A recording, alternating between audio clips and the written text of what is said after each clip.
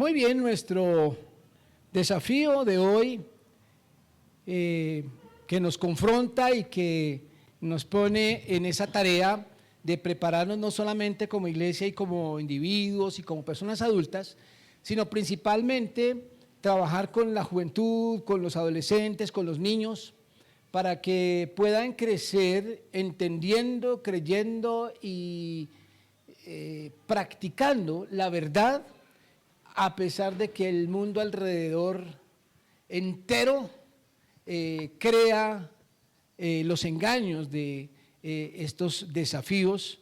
Ese desafío del que vamos a hablar hoy es el que hemos llamado los antivalores morales. Es una realidad que, entre otras cosas, representamos precisamente con una serpiente, porque tiene su origen precisamente en la forma como el diablo, según lo relata la Biblia, en forma o utilizando esta bestia de la serpiente, se empezó a sembrar desde allá, desde el mismo huerto de Edén, a sembrar los que hemos llamado antivalores morales. La moral tiene que ver con un Dios moral. Sin la base de un Dios moral, pues la moral es subjetiva. A cada uno le puede parecer bueno o malo lo que a cada uno le parezca, pero hay un Dios que establece lo que es verdad y lo que es engaño, y eso es lo que hemos venido precisamente enfatizando. En esta oportunidad quisiera invitarles a meditar acerca de dos manifestaciones de una sociedad enferma y separada de Dios. Ese no es el título del tema, pero es el preámbulo, la forma de presentarlo, y quisiera invitarles a ustedes a pensar cuáles son esos dos. ¿De qué vamos a hablar esta mañana? Dos manifestaciones de una sociedad enferma y separada de Dios. ¿Qué manifestación se le ocurre a usted con respecto a una sociedad en la que estamos inmersos, que está enferma? Vamos en contravía de los avances científicos y tecnológicos, moralmente vamos en descenso, cada vez estamos peor. Y el mundo y esta sociedad está cada vez más apartada de Dios.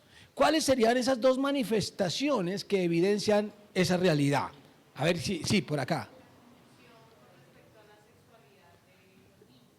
La confusión con respecto a la sexualidad de los niños, bueno, ese puede ser una manifestación de esa sociedad. ¿Qué más? ¿Qué otra manifestación? A ver. La negación de Dios, sí, es otra manifestación. Sandrita. Llamar a lo malo bueno, a lo bueno malo. Joana. Las enfermedades emocionales. Mi hermano, ¿cómo es tu nombre? Saúl. La injusticia, otra manifestación. ¿Se les ocurre otra? El materialismo. El aborto. La violencia. La normalización de la violencia. Como pueden darse cuenta, hay una lista larga, pero yo he escogido dos. Por eso no quise decir las dos manifestaciones, porque es como si fueran dos nomás, ¿no? Pero he escogido dos muy particulares a las que podemos llamar enfermedades sociales, y de las que estamos hablando en esta oportunidad son el feminismo y el machismo. El feminismo y el machismo, quiero que lo veamos en esta oportunidad, y con el solo título estamos ya planteando un argumento, y es que el feminismo y el machismo son manifestaciones de una sociedad enferma y separada de Dios. Las dos prácticas evidencian esa separación de Dios. Otra forma de decirlo es que estas enfermedades sociales representan el resultado del pecado de la humanidad, del pecado, por así decirlo, el pecado original. feminismo y machismo por igual. Y este es un tema bastante, que tiene muchísimas arandelas, se prestaría para todo un seminario de toda una semana, pero como tenemos pocos minutos, permítanme, remitirnos. Yo voy a mencionar dos textos bíblicos, dos textos fundamentales. El primero, Génesis 2, 18 al 3, 21, es un texto que no requiere demasiado análisis, no solamente porque sea un relato relativamente fácil de entender o de asimilar, sino además porque usted lee ese texto y dice, seguramente dirá, ¿otra vez Génesis 2? Porque debo confesar que es mi texto favorito de las Escrituras, particularmente el capítulo 2. Capítulos 1 y 2, que son las dos primeras páginas de la Biblia. ¿Y por qué es mi pasaje favorito? Porque yo diría que las dos primeras páginas de la Biblia era la Biblia que Dios quería para nosotros. Él no quería más Biblia, nos quería dar esas dos páginas. Pero a raíz del pecado se multiplicó y no sé cuántas páginas tiene la Biblia, pero la mía es bastante gruesita. Entonces se complicó el tema de la revelación por causa del pecado. Pero si pudiéramos hablar de manera hipotética y no hubiera existido el pecado, pues con dos páginas era suficiente. Usted ahí entiende, leyendo esas dos páginas, el proyecto de Dios para la humanidad, que era un proyecto de abundancia, de bendición, de estabilidad, de shalom, de bienestar en todo el sentido de la palabra. Por eso es mi pasaje favorito. Pero además, cada rato estamos hablando de eso, porque sobre cualquier tema teológico, y esto es algo que yo insisto mucho en los diferentes círculos teológicos, es que cualquier tema de la teología que nosotros queramos hablar, tenemos que ir a ver qué nos plantea primero ese origen de las cosas, Génesis 1 y 2. Así que aquí lo hemos dicho muchas veces, lo hemos leído muchas veces, por lo tanto, basta con releerlo. Este primer texto solamente lo vamos a leer, de pronto haciendo algunos comentarios de recorderis, pero solamente lo vamos a leer. Repito, Génesis 2, 18, dice así en un texto narrativo. El relato dice así: y dijo Jehová Dios, no es bueno que el hombre esté solo, le haré ayuda idónea para él. Jehová Dios formó pues de la tierra toda bestia del campo y toda ave de los cielos y las trajo a Adán para que viese cómo las había de llamar. Y todo lo que Adán llamó a los animales vivientes, ese es su nombre. Y puso Adán nombre a toda bestia y ave de los cielos y a todo ganado del campo, mas para Adán no se halló ayuda idónea para él. Así comienza este relato de una expresión divina, de una expresión de Dios que dice, no es bueno. Vale recordar que hasta ese momento, si ustedes leen los versículos anteriores, todo lo que Dios iba haciendo era bueno en gran manera. La primera vez que hay un no bueno es aquí en el versículo 18. Dios dijo, no fue el hombre. Dios dice, no es bueno que el hombre esté solo. Y dice Dios, voy a hacerle una ayuda idónea. Eso es lo que Dios medita, ¿no? Pero cuando Él toma esa decisión, ¿qué es lo primero que hace?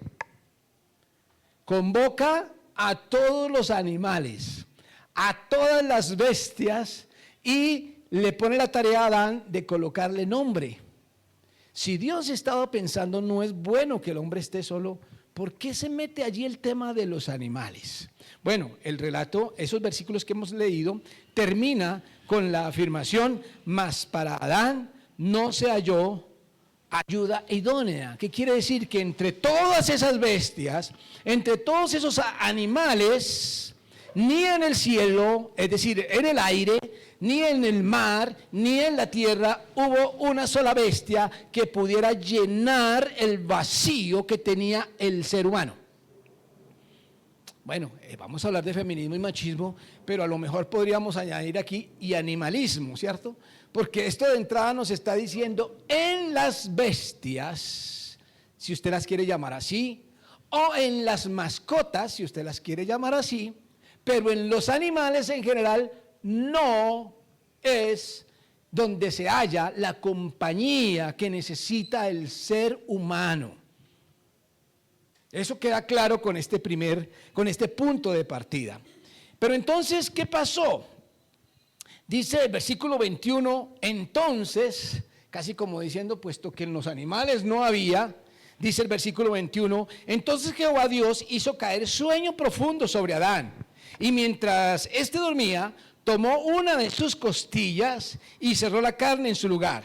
Y de la costilla que Jehová Dios tomó del hombre, hizo una mujer y la trajo al hombre.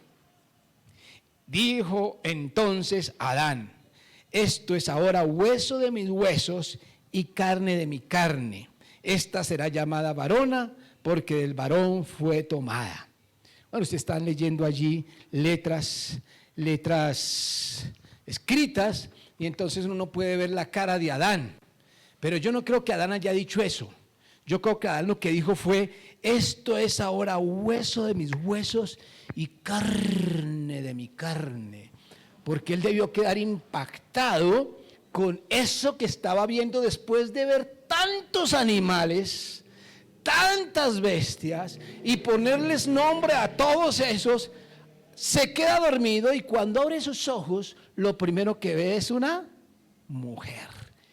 Y la expresión evidencia algo. Y es que la ve como alguien igual a él. Porque cuando dice esto es hueso de mis huesos y carne de mi carne, la está viendo como un retrato suyo, como igualita a él. Pero luego dice, será llamada, él venía poniendo nombres, ¿no? A los animales, ahora también pone nombre, pero miren el nombre que le pone, el mismo suyo. Dice, será llamada varona, porque fue tomada del varón. De tal forma que está, a pesar de verla como de tú a tú, como una igual, dice aquí hay una diferencia. Esta es la versión femenina de yo. Esta es mi versión femenina. De tal forma que ahí sí hay compañía. A ella sí la podía ver a los ojos como alguien igual, pero en versión femenina. Y cuando el relato dice que él dijo esta expresión, el autor de la carta hace un paréntesis y ve en el versículo 24 que es el único versículo en todo el libro de Génesis que no es relato. Usted puede leer todo el libro de Génesis y va relatando cosas que alguien dijo, que alguien hizo, que aquí para allá una historia y otra, pero el versículo 24 presenta un paréntesis a la narración y encontramos el único versículo no narrativo, sino un argumento, un mandamiento, una orden que dice, por tanto, dejará el hombre a su padre y a su madre y se unirá a su mujer y serán una sola carne. Noten que ahí no está relatando, está dando una orden, está colocando un mandamiento que yo llamo el único mandamiento antes de los mandamientos. Porque aquí todavía no existían la ley de Moisés, los 10 mandamientos que aparecen por allá en el segundo libro de la Biblia, en Éxodo. No, antes, incluso antes del pecado, no ha aparecido el pecado, no hay desorden. Cuando Jesús habla de algunos de los mandamientos, dice, por causa de la dureza del corazón del hombre se dieron esos mandamientos. Pero aquí no hay dureza todavía. Aquí todo está en su perfección. Y en la perfección, Dios establece un mandamiento. ¿Y en qué consiste el único mandamiento de mis páginas favoritas de la Biblia? Formar familia, formar pareja, conformar entre ese hombre y esa mujer lo que se conoce como una sola carne. Un hombre que fue hecho de una materia prima muy particular, la tierra, y una mujer que es hecha de otra materia prima, del mismo hombre, por supuesto, eso significa que también viene de la tierra, pero es hecha de una costilla, de una parte del hombre.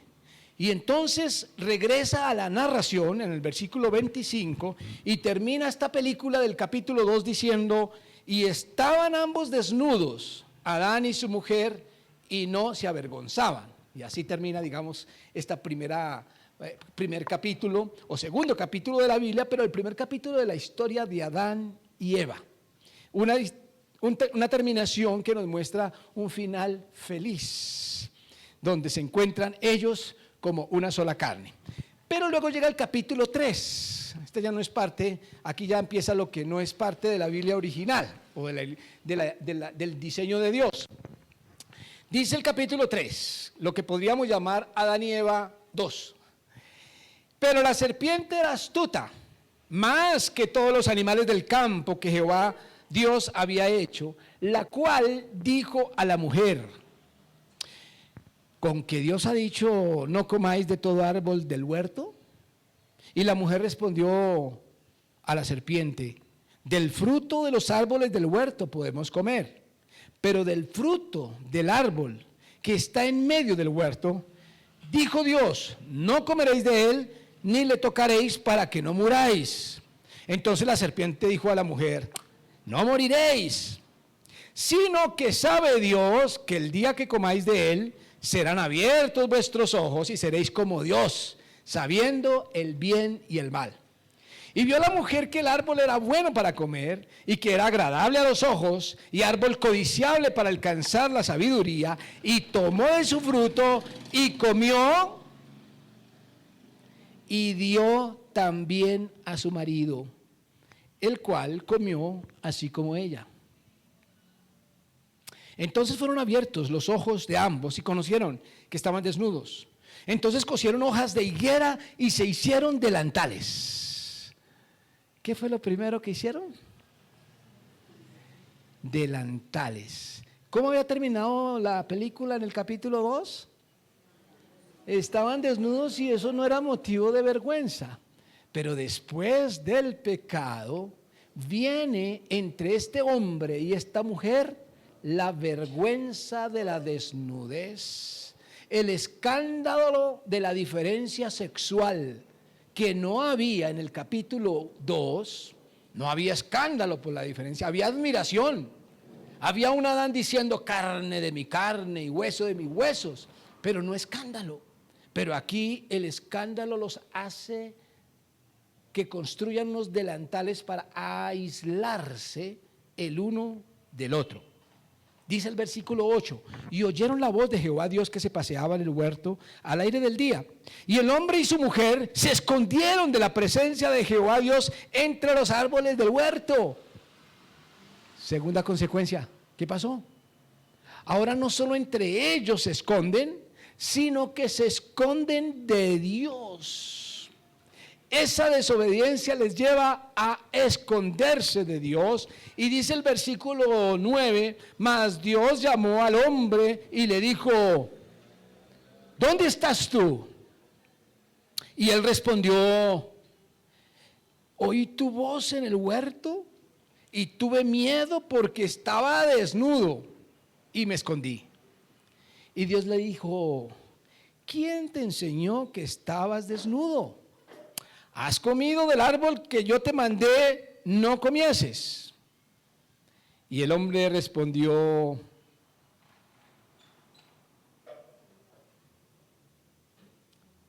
la mujer que me diste por compañera me dio del árbol y yo comí. ¿Cómo? ¿No era hueso de mis huesos y carne de mi carne? ¿Ya no la ve así? Ahora dice, la mujer que me diste. De alguna forma, ella y tú son los culpables.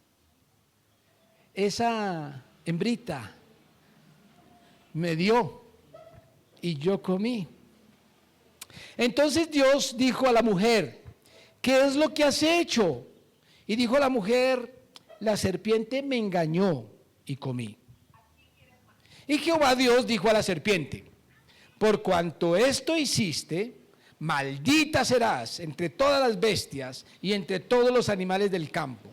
Sobre tu pecho andarás y polvo comerás todos los días de tu vida. Y pondré enemistad entre ti y la mujer, y entre tu simiente y la simiente suya. Esta te herirá en la cabeza y tú le herirás en el calcañar. A la mujer dijo: multiplicaré en gran manera los dolores en tus preñeces. Con dolor darás a luz los hijos. Tu deseo será para tu marido y él se enseñoreará de ti. ¿Y el qué? ¿Qué es eso? ¿Qué era lo que iba a pasar? ¿Qué era lo que iba a surgir a raíz del pecado? El machismo. El hombre se iba a enseñorear. Capítulo 2, ¿qué decía? ¿Dónde dice Dios en el capítulo 2 que el hombre era el señor de la mujer o que la mujer era señora del hombre? ¿Dónde plantea el capítulo 2 en la creación una diferencia que permitiera al uno gobernar al otro? Por el contrario, a los dos como pareja los puso a gobernar todo el huerto, a los animales, al planeta, como pareja gobernar. Pero en ningún momento Dios dio la orden de que alguno gobernara al otro. Así que lo que tenemos aquí es una consecuencia del pecado. Que el hombre se iba a enseñorear de la mujer es una advertencia que Dios hace a raíz de la desobediencia. Pero, momentico, cuando surge el machismo, antes había existido el feminismo. ¿Qué fue lo que hizo la mujer después de comer el fruto? Le dio a su marido. ¿Y qué hizo el marido? Según el relato, ¿qué hizo el marido? ¿Qué hizo? ¿Qué cara hizo? Hizo así.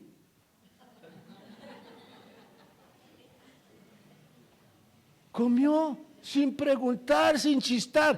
Cuando Dios le habla con la mujer, dice: la serpiente me engañó. Pero cuando Dios habla con el hombre, dice: la mujer me dio. O sea que él no fue engañado.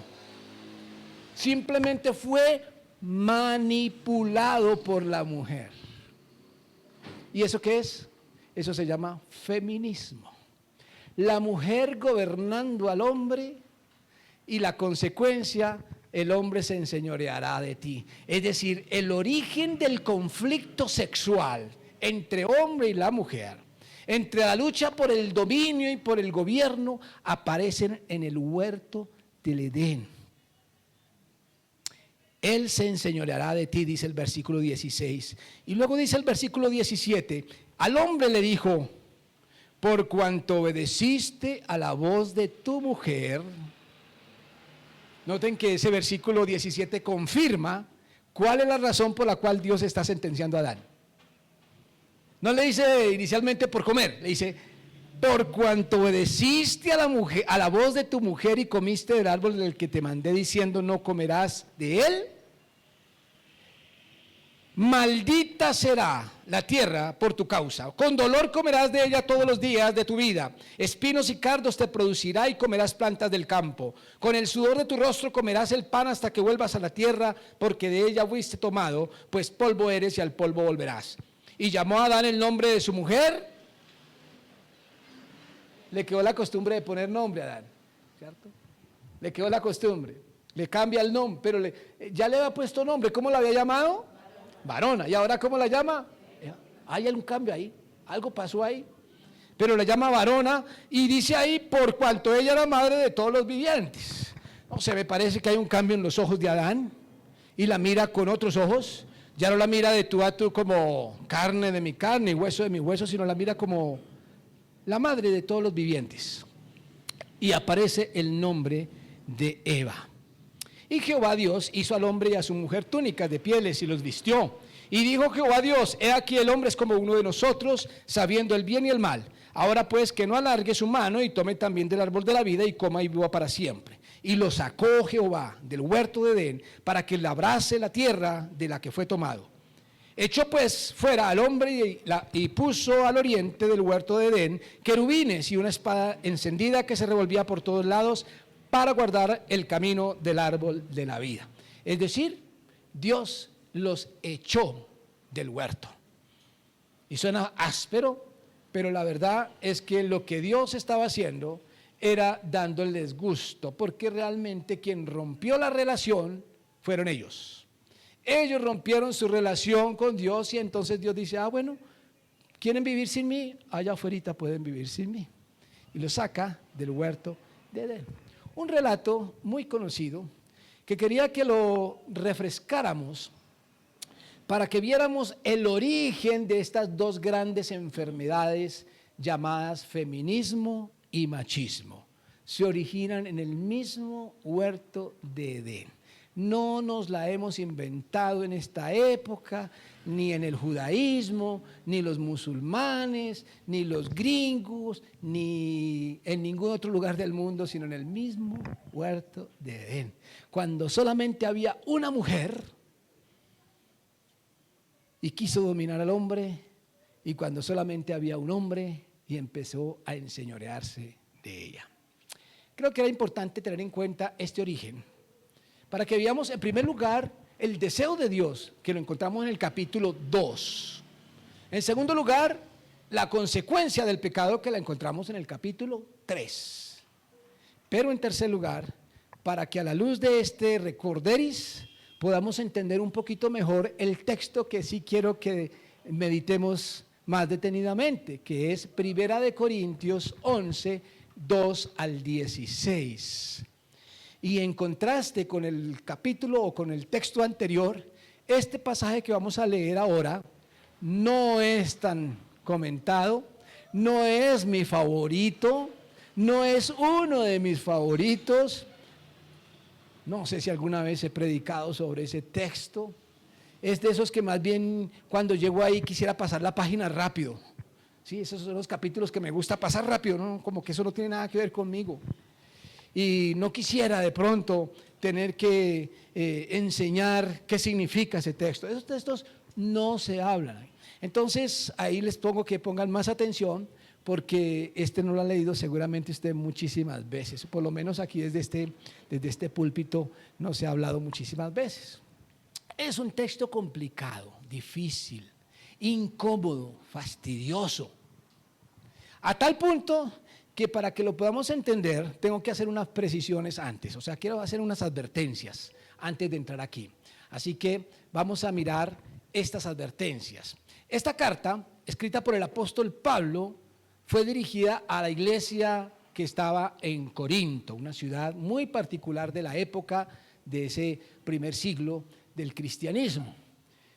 La iglesia de Corinto tenía algunas características, voy a mencionar estas 4 solamente. La primera era que la iglesia de Corinto reunía 2 culturas fuertes.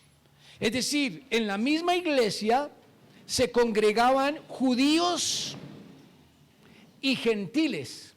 ¿Quiénes eran los gentiles? Todos los que no fueran judíos.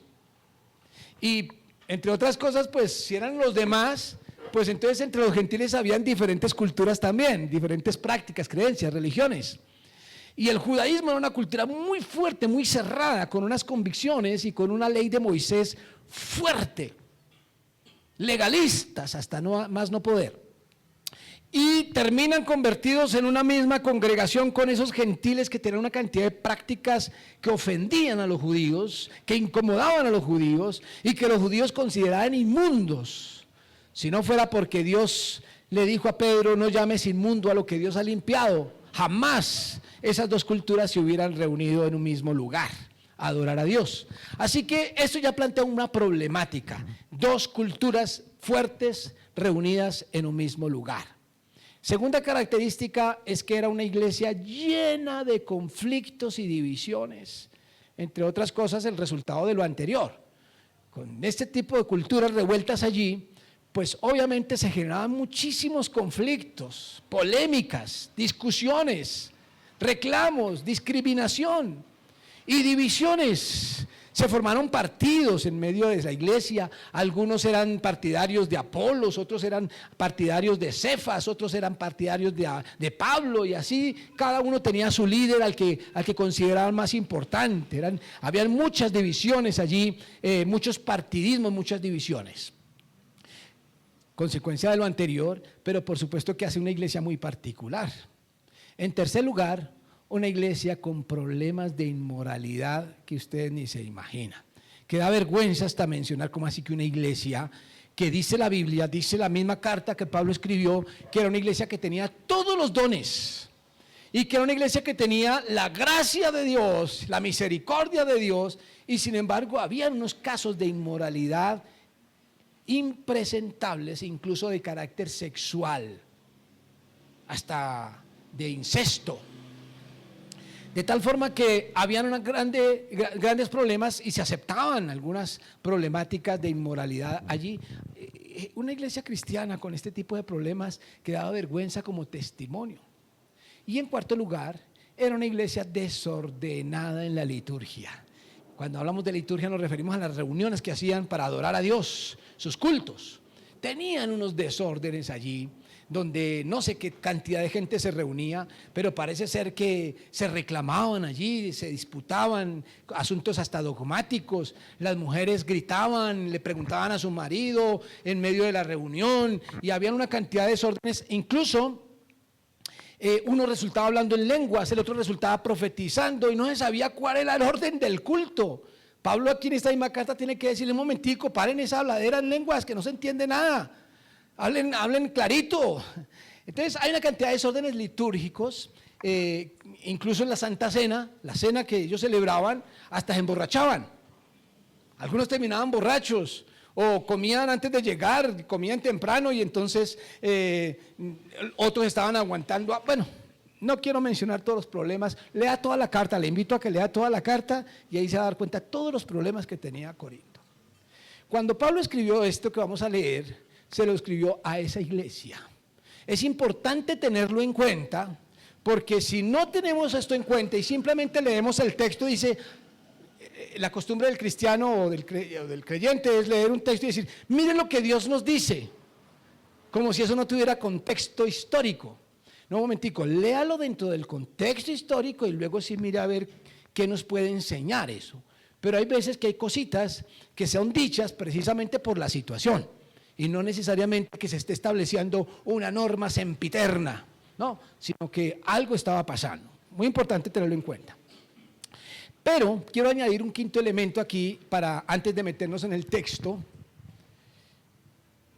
Estoy en la introducción todavía.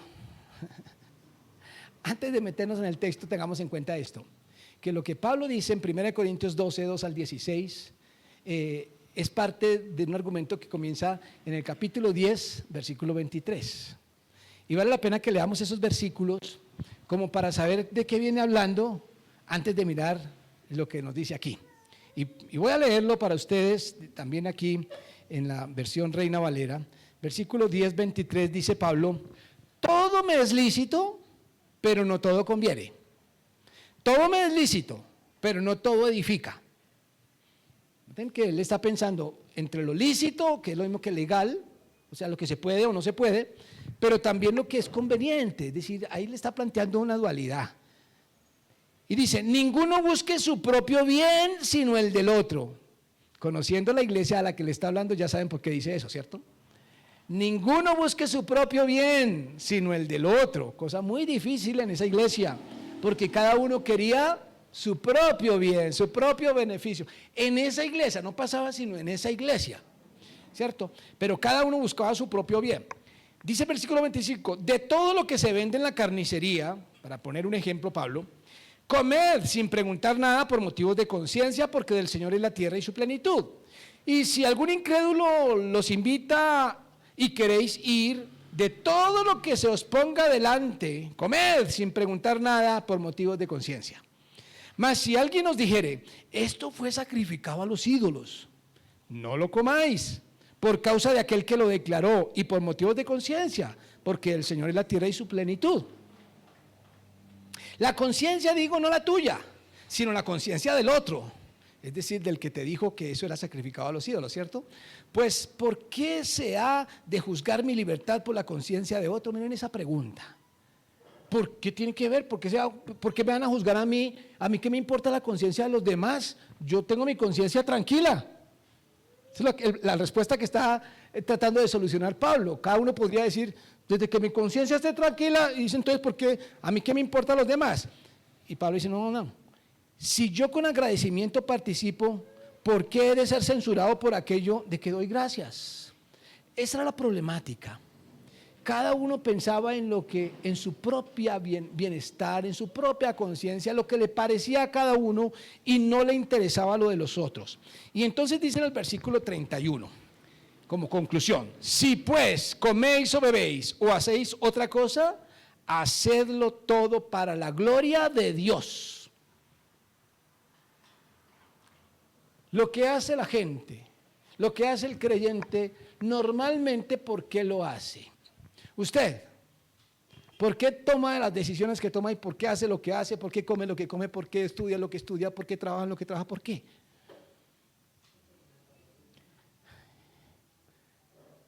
¿Será que lo hacemos todo para la gloria de Dios o por gusto personal? ¿Qué es más común? El gusto personal. Acá pasaba lo mismo. Cada uno pensaba en su propio beneficio, por eso le está dando ese discurso. Cada uno pensaba en sí mismo y dice, no, hacedlo todo para la gloria de Dios. Y luego miren cómo termina, no seáis tropiezo ni a judíos, ni a gentiles, ni a la iglesia de Dios. Recuerden que hay dos culturas. Y lo que está diciendo aquí, usted que es judío, no haga las cosas por causarle tropiezo a los gentiles. Usted que es gentil, no le cause tropiezo a los judíos, convivan, vivan en armonía, piensen en el bienestar de los otros, hágalo para la gloria de Dios, no piensen en su propio beneficio. Noten que es un tono de consejo de Pablo para vivir en armonía, porque ellos cada uno vivía pensando en sí mismo. Y entonces se coloca como ejemplo en el versículo 33, cuando dice, como también yo, dice él, como para poner un ejemplo, ¿no? También yo en todas las cosas agrado a todos, no procurando mi propio beneficio, sino el de muchos para que sean salvos. Y ahí aparece el número 11, yo diría erróneamente, porque el versículo 1 pertenece al mismo discurso. Pablo está diciendo, sed imitadores de mí, así como yo de Cristo. Y la gente se tiene ese versículo de memoria, pero sin el contexto. Entonces piensan que es que Pablo era igualitico a Cristo. No, él está hablando de este tema, está diciendo que en eso de buscar más el beneficio de los demás que el propio, él imitaba a Cristo y se pone como ejemplo. Y entonces le está diciendo a la iglesia, hagan ustedes lo mismo, busquen primero el beneficio de los demás que el suyo propio. Es una exhortación a la comunión, es una exhortación al amor mutuo, a una iglesia llena de problemas, ¿ok? Ese es el contexto. Metámonos ahora sí en el texto problemático. Ese sí los voy a colocar aquí en la pantalla para que lo veamos más en común. Dice así Pablo, os alabo, hermanos, porque en todo os acordáis de mí y retenéis las instrucciones tal como os las entregué. ¿Cómo empieza Pablo? Os alabo. Y saben, si usted mira la carta desde el comienzo, cuando él comienza los primeros versículos de la carta, empieza alabándolos también.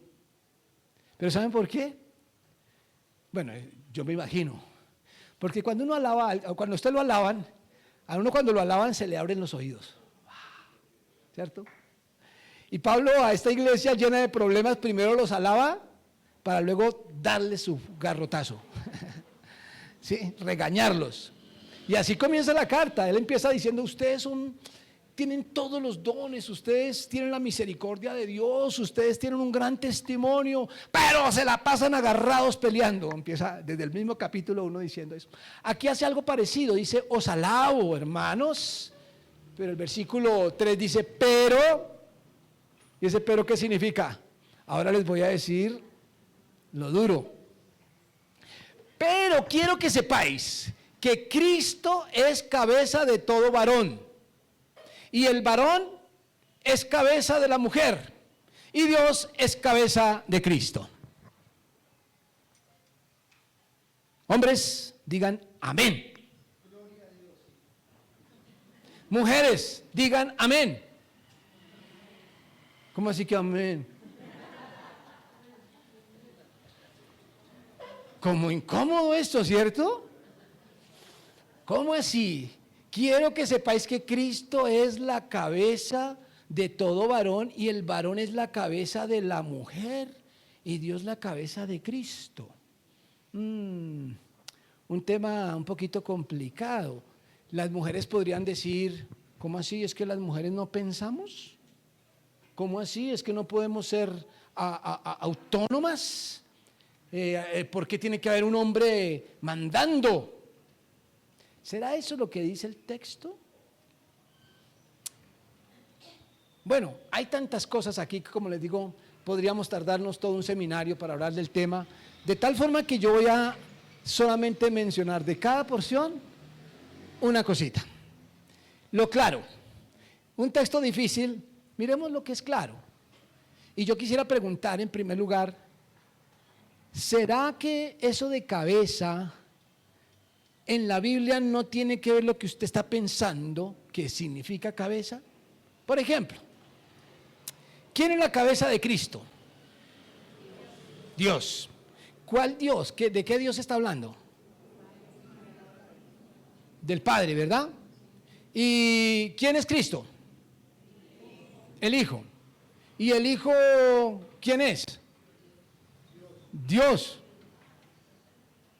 ¿Y cómo es? O sea, ¿Dios el Padre es más Dios que Dios el Hijo? ¿Hay diferencia en la Trinidad de alguien más Dios que el otro? ¿Más importante que el otro? Entonces, ¿cómo es que el Padre es cabeza del Hijo? ¿Cómo es que Dios es es cabeza de Cristo? ¿No será que cabeza no significa jerarquía? ¿Que en la Biblia tiene otra connotación? ¿No será que lo que está diciendo Pablo aquí es que en el diseño de Dios todo tiene un orden? Y orden no significa jerarquía o dominio o algo por el estilo, sino que hay un orden en las cosas. Y lo que se está planteando entonces, o lo que queremos destacar aquí, es que no nos ofenda el orden, no es menosprecio. El orden entre el hombre y la mujer no menosprecia, así como el orden entre Cristo y el Padre no implica ningún asunto de menosprecio. No debe ofendernos el orden. Dios es un Dios de orden y lo que se está planteando aquí es un tema de orden. Sigamos mirando, pero solo destaquemos eso, porque lo otro lo podemos enredarnos explicando todo este orden, pero Dios es un Dios de orden. Luego sigue diciendo, versículo 4, todo varón que ora o profetiza con la cabeza cubierta, afrenta su cabeza. Pero toda mujer que ora o profetiza con la cabeza descubierta, afrenta su cabeza. Porque lo mismo es que si se hubiese rapado. Porque si la mujer no se cubre, que se corte también el cabello. Y si le es vergonzoso a la mujer cortarse el cabello o raparse, que se cubra. ¿Cómo la vemos? Aquí Pablo está haciendo el uso de la palabra cabeza en dos sentidos, ¿no? Primero, ¿qué dijo en el versículo anterior? Que Cristo es la cabeza de todo varón, que el varón es cabeza de la mujer y que Dios es cabeza de Cristo. La cabeza allí está utilizándose en forma figurada para hablar de autoridad. Pero aquí está hablando de la cabeza literal, ¿sí? Todo varón que ora con la cabeza cubierta, afrenta su cabeza.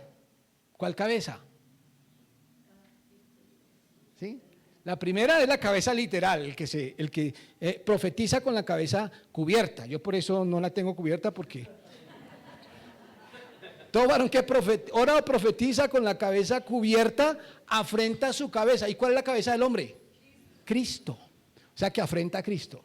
Y luego dice, pero toda mujer que ora o profetiza con la cabeza descubierta, su cabeza, afrenta su cabeza. ¿Y cuál es su cabeza? El varón, ¿cierto? Está usando la cabeza en los dos sentidos. Porque lo mismo es que si se hubiese rapado. ¿Qué pasa que una mujer se rape la cabeza? Si usted ve una mujer rapada, ¿qué siente? ¿Qué le produce? ¿Le molesta? ¿Le incomoda? El problema no es de nosotros, esto no tiene nada que ver con nosotros. Una mujer rapada hoy en día no es ningún motivo de ofensa. El marido no se va a sentir ofendido porque la mujer se rapó, ¿cierto? Aquí está hablando en un contexto en el que una mujer rapada era un asunto de vergüenza y de afrenta contra el marido. Y por eso dice, porque si la mujer no se cubre, pues que se corte también el cabello. Pablo dice como diciendo, ¿a quién se le va a ocurrir eso? Bueno, eso ya no, hoy en día sí se le ocurre a muchas. Y si le es vergonzoso a la mujer cortarse el cabello, si las mujeres no se cortan el cabello es por gusto, no porque sea vergonzoso, ¿verdad? La mujer entonces que se cubra. Entonces aquí está estableciendo un tema de la cabeza cubierta o descubierta. Un tema que tiene que ver con el contexto donde habían judíos que traían unas convicciones del antiguo, donde se revuelve con gentiles, pero que en la iglesia tienen problemas y a lo mejor este era uno de los temas de discusión que generaba divisiones en esa iglesia. Entonces Pablo está tratando de resolver esos conflictos que habían en esa iglesia que andaba peleando por todo. Pero yo quiero destacar, porque no puedo explicar todo esto, pero puedo decir algo muy importante que encontramos aquí y es esto. Tanto el varón como la mujer participan del culto. A nosotros nos suena extraño eso de raparse o no raparse, cubrirse o no cubrirse. Pero pónganse ustedes allá en el contexto de los corintios y qué les ofendería o qué les pareció extraño a ellos. Lo que a nosotros ahorita lo vemos sin, no le paramos bolas, ellos sí debieron abrir los ojos así. ¿Por qué? Porque resulta que los judíos no permitían que la mujer estuviera profetizando o que estuviera en un puesto de gobierno o de liderazgo o de hablar. La mujer no podía ni hablar en el contexto judío. Y aquí, cuando Pablo a nosotros nos entretiene hablando de la cabeza y del cubrimiento de la cabeza, resulta que a ellos les debió llamar la atención, fue ¿cómo así? ¿Está poniendo al hombre y a la mujer en el mismo nivel de orar y profetizar? Mientras plantea el tema del velo, entre eso está diciendo, los dos pueden participar en el culto, en este tema de orar y profetizar. Esto es escandaloso para ellos, pero nos plantea una igualdad, aunque plantea una costumbre distinta con el tema de cubrirse la cabeza. En el fondo está planteando una práctica y, por así decirlo, un permiso de participar del culto al hombre igual que a la mujer. Sigamos leyendo. Versículos 7 al 10 dice: porque el varón no debe cubrirse la cabeza, pues él es imagen y gloria de Dios, pero la mujer es gloria del varón. Porque el varón no procede de la mujer, sino la mujer del varón. Y tampoco el varón fue creado por causa de la mujer, sino la mujer por causa del varón. Por lo cual la mujer debe tener señal de autoridad sobre su cabeza por causa de los ángeles.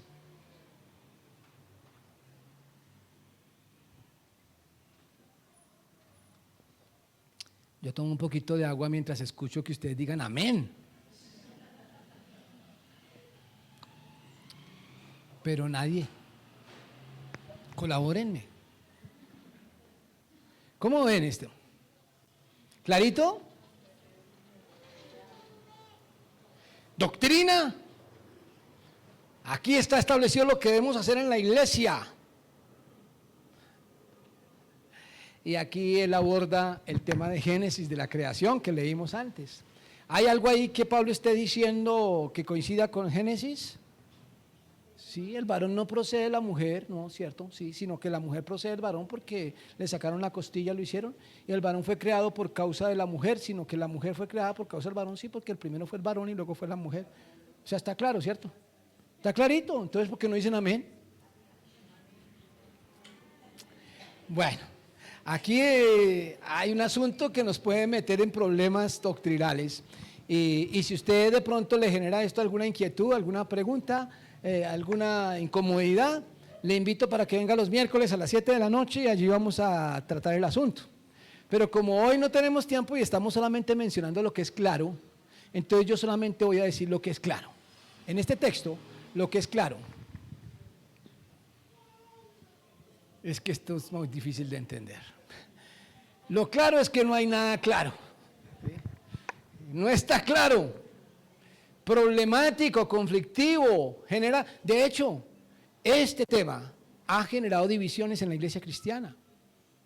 Hay iglesias que con base en esto han establecido que la mujer tiene un rol, un papel y una importancia secundaria y que debe estar remitida a ciertas cosas, mientras que el hombre es el que debe estar en autoridad, señorío. Algunos establecen así, mientras que otras iglesias no tienen problema con que las mujeres y los hombres compartan su ministerio, y eso ha dividido la iglesia. Por eso hay gente que se ofende viendo a una mujer predicando o liderando un ministerio, o si dice, no, la mujer sí puede enseñar, pero a mujeres, pero a un hombre no le puede enseñar porque es que vea, está clarito, ¿no está clarito?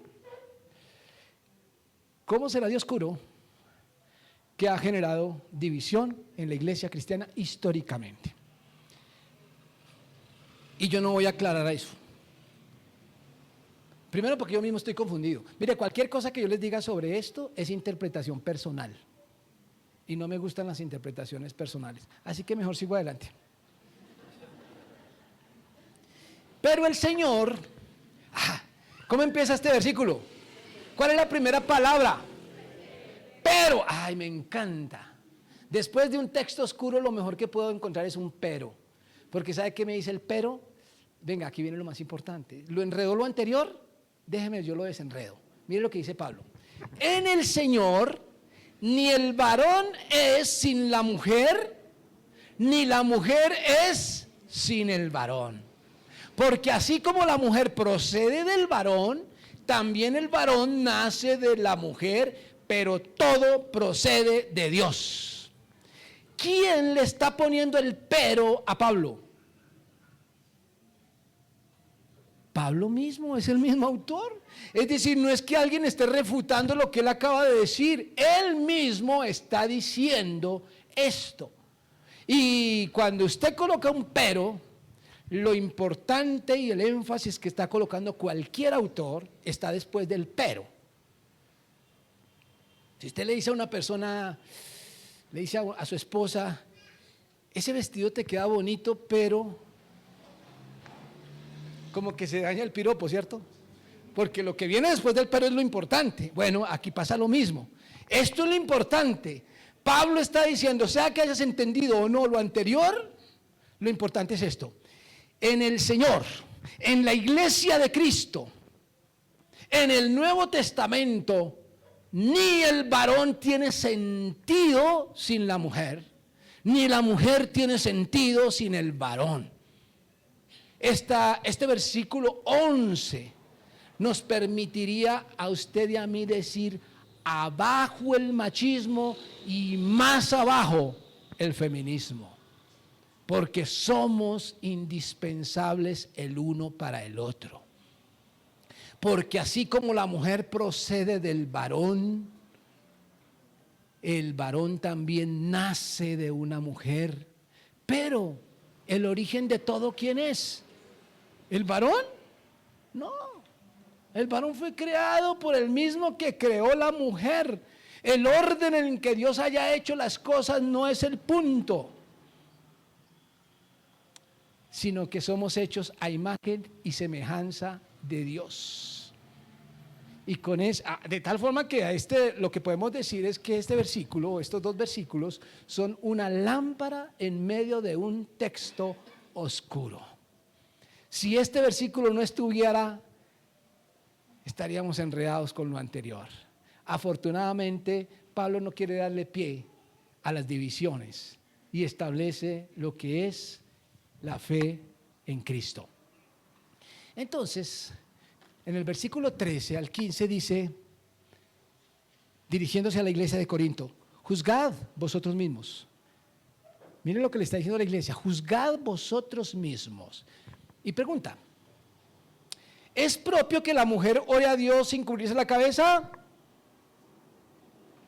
Vamos a suponer que nosotros somos Corinto, ¿ok? Entonces aquí está la pregunta. Yo soy Pablo. Hermanos, ustedes mismos, díganme, ¿es propio, es apropiado que una mujer ore a Dios sin cubrirse la cabeza? Respóndanme. ¿Sí es apropiado?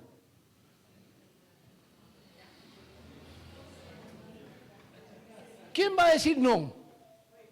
Porque yo no veo a ninguna aquí, solamente Karen tiene la cabeza cubierta, y eso es por vanidad. Por supuesto que aquí nadie va a decir, no, no es justo o no es apropiado porque es que no es nuestra cultura. Pero cuando él hizo esa pregunta, lo estaba haciendo en una cultura donde sí se usaba. Así que la respuesta lógica de los corintios era no, no es propio, no está bien. Y sobre todo después del sermón que ella echó. Dice el versículo 14, la naturaleza misma. Miren esta partida. La naturaleza misma no os enseña que al varón le es deshonroso dejarse crecer el cabello. ¿Qué dicen ustedes, corintios? ¿Al hombre le es deshonroso dejarse crecer el cabello?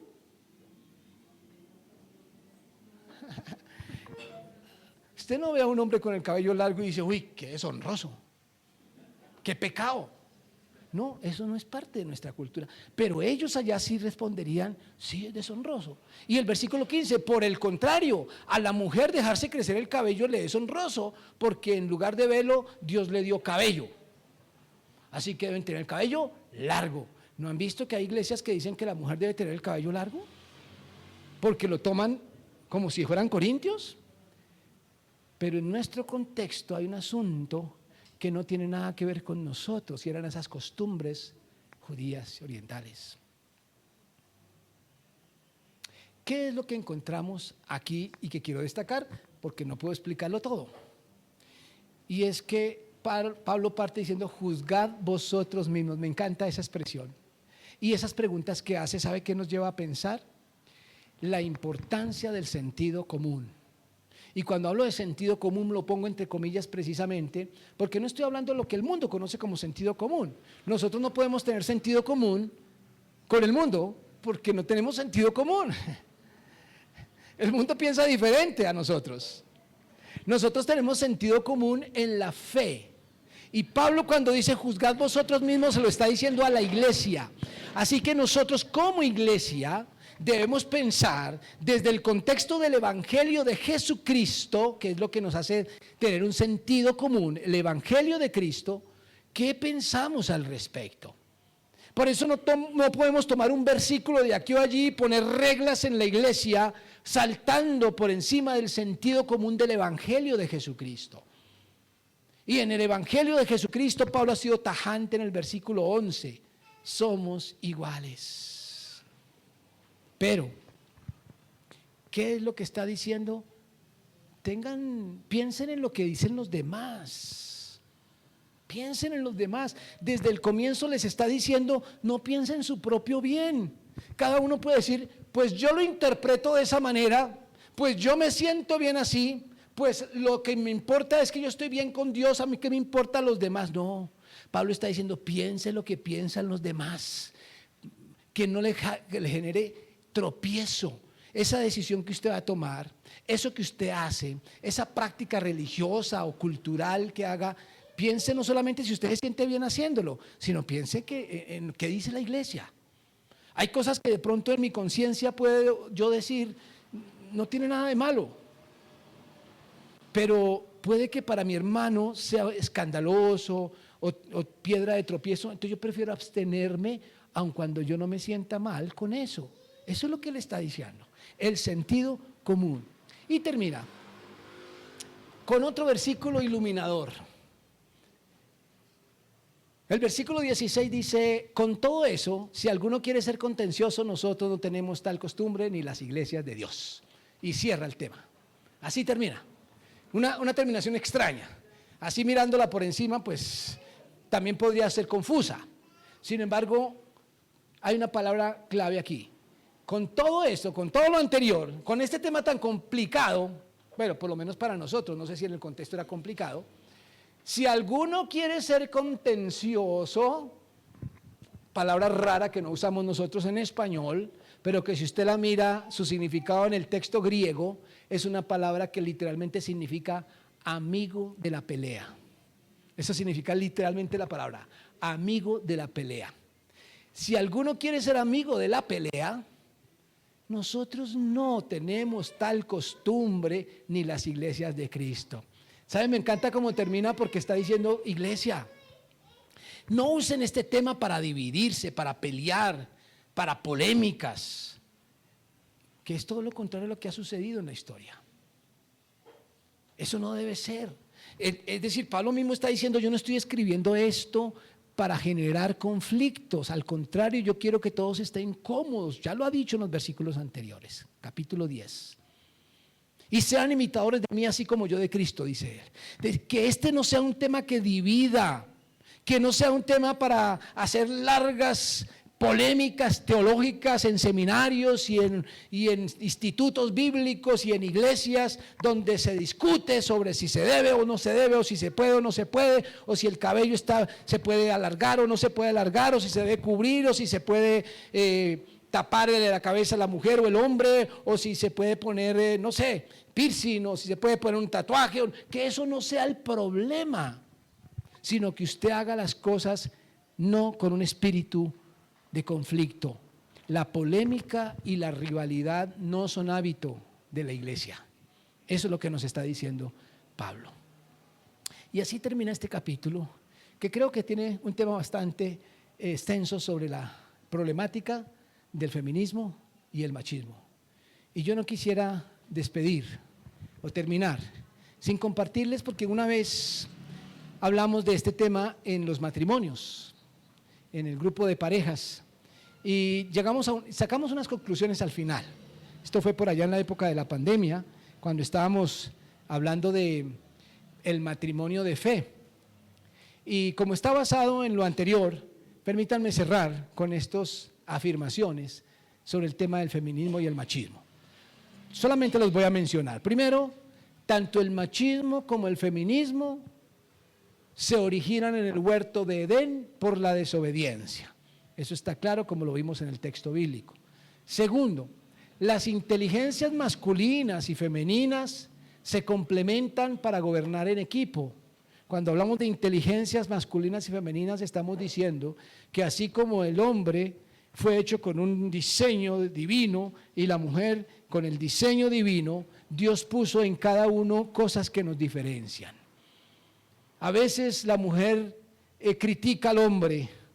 Una de las frases que yo he escuchado es que los hombres son muy básicos. Y en los hombres criticamos a las mujeres y también ponemos adjetivos. Las mujeres, no, es que parecen brujas, ¿no? Eso se llama intuición, no brujería, ¿sí? Para el que no sabe. Entonces las mujeres tienen unas inteligencias que uno dice: ay, ¿ella cómo supo? Uno no sabe cómo se enteran de las cosas las mujeres. Es algo que Dios les dio, porque son madres. Los hombres tenemos otras inteligencias, pero el proyecto es que se complementen para gobernar en equipo. En el matrimonio no se manda, o por lo menos no manda el hombre ni manda la mujer, sino que los dos comparten el gobierno de la casa, combinando sus inteligencias. Por otro lado, la competencia por el dominio en el hogar o en la pareja quebranta el concepto de una sola carne. Si es una sola carne, ¿quién señorea a quién? ¿Quién gobierna a quién? ¿Quién manda a quién? No, es una sola carne y por lo tanto la competencia por quien manda es un quebrantamiento de ese concepto. Por otro lado, las diferencias que nos hacen, las diferencias no nos hacen rivales, sino complementarios. Les ruego, mujeres que están aquí, especialmente las jovencitas, las niñas, se los suplico, no acepten que son iguales que los hombres. En lo fundamental y la dignidad como imagen de Dios, sí, pero ustedes siempre serán distintas y hay distinciones, o esas distinciones son colocadas por Dios, pero eso no nos hace rivales, ni inferiores ni superiores, nos hace complementarios. No acepten que el feminismo les diga que se puede vivir sin hombre o que se puede gobernar al hombre. En Cristo, en el Señor, como dice Pablo, las igualdades nos hacen hermanos. Entonces hay igualdades. Y las diferencias, que sí las hay, nos hacen esposos. Hay que identificar las igualdades y las diferencias. Las unas nos hacen hermanos y las diferencias nos hacen esposos. Los roles en la pareja son cuestión de diseño divino. Hay cosas que son más propias para el hombre y hay cosas que son propias de la mujer. Pedro le dice a los hombres que miren a la mujer como vaso más frágil. La mujer es un vaso más frágil y eso plantea una diferencia fundamental, pero esto es cuestión de diseño divino. La línea de autoridad en el matrimonio no tiene que ver con jerarquía, sino con orden, aptitudes y coordinación. Hay una línea de autoridad, pero autoridad en la Biblia no tiene que ver con jerarquía. Eso que pensar que, y más que estamos acostumbrados a autoridades abusivas, pues siempre pensamos que autoridad significa superioridad y no. Autoridad significa orden, tiene que ver con aptitudes y con coordinación, porque los hombres tenemos unas capacidades y unas inteligencias y la mujer tiene otras, las dos se complementan y sí, hay cosas que son propias para cada uno, pero nos necesitamos mutuamente. El hombre sin la mujer es incompleto y la mujer sin el hombre es completo, diga lo que diga la sociedad.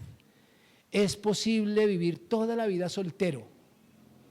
No hay problema. Si alguien quiere quedarse soltero toda la vida, tranquilo. Se puede ir para el cielo. ¿Sí? Allá no te van a pedir certificado de matrimonio para entrar. Es más, es hasta más fácil entrar. Que Pablo dice que el soltero se dedica a las cosas de Dios, en cambio el casado se tiene que dedicar a su esposa, a su esposo. Así que es hasta más fácil. Pero estamos incompletos, los solteros, ustedes los que están aquí solteros, déjenme decirle que usted está incompleto. Necesitamos el complemento que Dios hizo, porque no es bueno que el hombre esté solo. No es pecado, pero no es bueno. El diseño de Dios apunta al matrimonio donde somos y llegamos a ser una sola carne. Así que mis hermanos, feminismo y machismo es un atentado cultural contra la familia. Que la iglesia pueda dar ejemplo de rechazo a esas enfermedades sociales. Padre, gracias por tu palabra. Gracias por el diseño divino del hombre y de la mujer. Gracias porque tú nos diseñaste para ser felices, en compañía, en complemento, en respeto, en justicia. Que la iglesia y cada creyente pueda ser un ejemplo para el mundo de convivencia, de armonía entre hombres y mujeres, sin competir, sino al contrario, trabajando juntos para llevar tu palabra en el mundo. Guíanos con tu Espíritu Santo para que así sea, Señor. Te lo pedimos en el nombre de Jesús. Amén. Amén. Que Dios los bendiga.